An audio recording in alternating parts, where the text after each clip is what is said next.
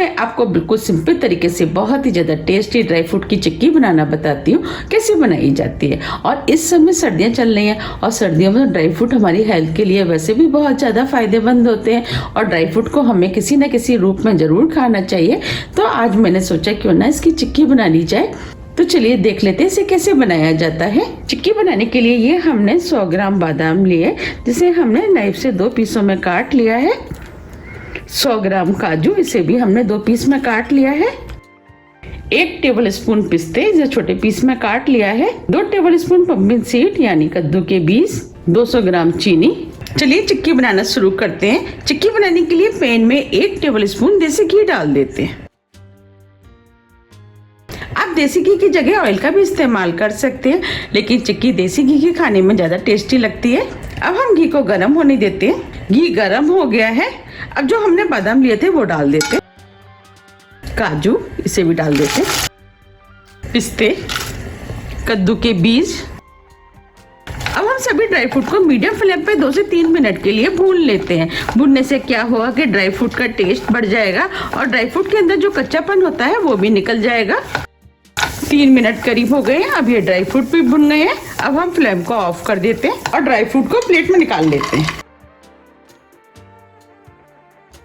जब तक dry fruit ठंडे हो रहे हैं हम आगे की तैयारी कर लेते हैं। चिक्की आसानी से निकल जाए इसके लिए हमने ये प्लास्टिक की शीट ली है। हम चिक्की को प्लास्टिक की शीट के ऊपर जमाएंगे। अगर आपके पास प्लास्टिक की शीट नहीं है तो आप इसकी जगह बटर पेपर का भी इस्तेमाल कर सकते हैं या आप डायरेक्ट प्लेट में भी जमा सकते हैं। अब हम प्लास्टिक की शीट के ऊपर थोड़ा सा घी लगा देते हैं, जिससे कि चिक्की को निकालने में आसानी रहेगी। ये हमने शीट पे घी लगा दिया है। अब घी की जगह ऑयल का भी इस्तेमाल कर सकते हैं। अब हमने उसी पैन को गैस पे रख दिया है। अब हम इसके अंदर 1 टेबलस्पून देसी घी डाल देते हैं। अब जो हमने चीनी ली थी वो पैन में डाल देते हैं। अब हम चीनी को बिना पानी डाले स्लो फ्लेम पे लगातार चलाते हुए मेल्ट कर लेते हैं। आप देख पा रहे हैं चीनी मेल्ट होना शुरू हो गई है। चीनी को हमें लगातार चलाते हुए मेल्ट करना है, जिससे कि चीनी नीचे तली में ना लगे। हमने इसके अंदर घी का इस्तेमाल इसलिए किया है, एक तो चिक्की में शाइनिंग आएगी और चीनी नीचे तली में भी नहीं चिपकेगी।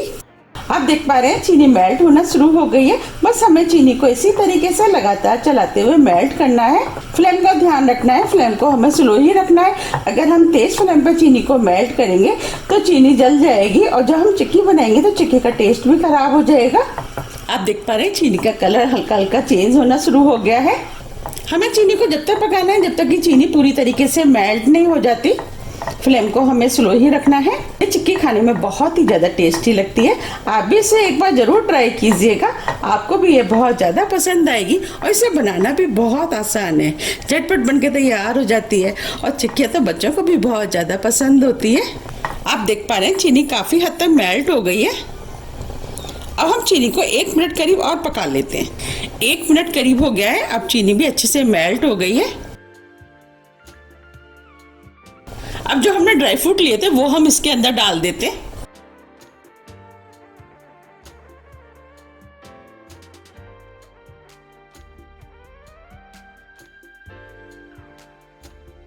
ड्राई फ्रूट को मिक्स कर देते हैं और फ्लेम को ऑफ कर देते हैं। आप देख पा रहे हैं ड्राई फ्रूट चाशनी में अच्छे से मिक्स हो गए हैं। अब हम चिक्की के मिश्रण को प्लास्टिक की शीट पर डाल देते हैं।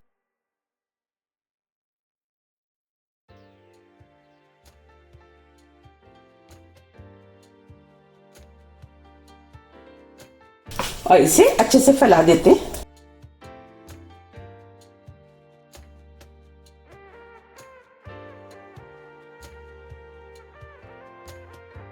हमें यह काम बहुत जल्दी में करना है क्योंकि चिक्की बहुत जल्दी सेट हो जाती है और हमें इस चिक्की को बिल्कुल पतला पतला फैलाना है। अब जो हमने थोड़े से पिस्ते लिए वो हम इसके ऊपर से डाल देते हैं, जिससे चिक्की देखने में और भी ज्यादा सुंदर लगेगी। ये हमने बेलन लिया है, इसके ऊपर हमने थोड़ा सा घी लगा दिया है। अब हम चिक्की को इस तरीके से बेलन से एक सा कर देते हैं। आप चाहे तो बेलन की जगह कटोरी का भी इस्तेमाल कर सकते हैं। आप चाहे तो कटोरी से इस तरीके से भी एक सा कर सकते हैं चिक्की को।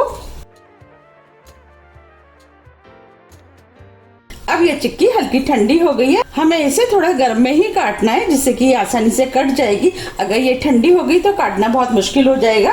अब हम इसे काट लेते हैं।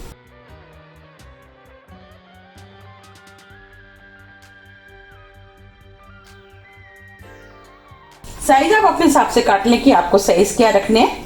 हम इस तरीके से चिक्की को काट लेते हैं। हम इसे स्क्वायर पीस में काटेंगे। अगर आपको मेरी रेसिपी पसंद आ रही है तो रेसिपी को लाइक कर दीजिएगा। अब हम इसे दूसरी तरफ से भी काट लेते हैं।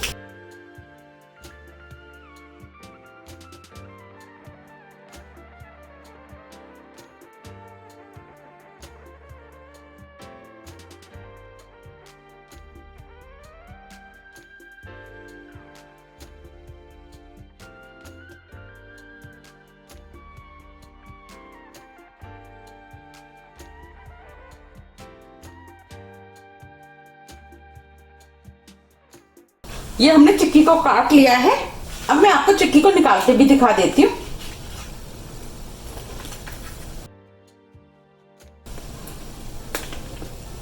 देखिए,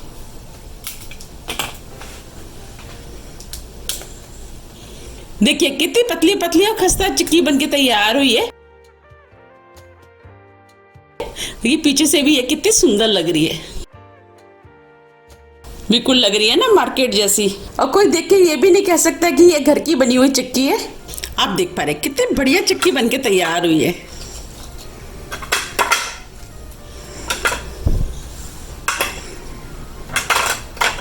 अगर आपको मेरी रेसिपी पसंद आ रही है तो आप रेसिपी को ज़्यादा से ज़्यादा फ्रेंड और फैमिली के साथ शेयर कीजिए और कमेंट्स करके मुझे ये ज़रूर बताइए कि आप इस चिक्की को कब बना रहे हैं।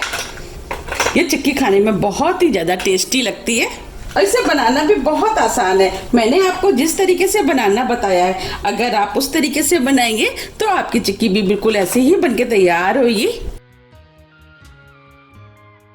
अब मैं आपको पास से भी दिखा देती हूँ। देखिए बिल्कुल लग रही है ना मार्केट जैसी, कितनी पतली पतली खस्ता और क्रिस्पी बनी है। ये देखने में जितनी सुंदर लग रही है उससे ज्यादा ये खाने में टेस्टी लगती है। अब मैं आपको तोड़ के भी दिखा देती हूँ।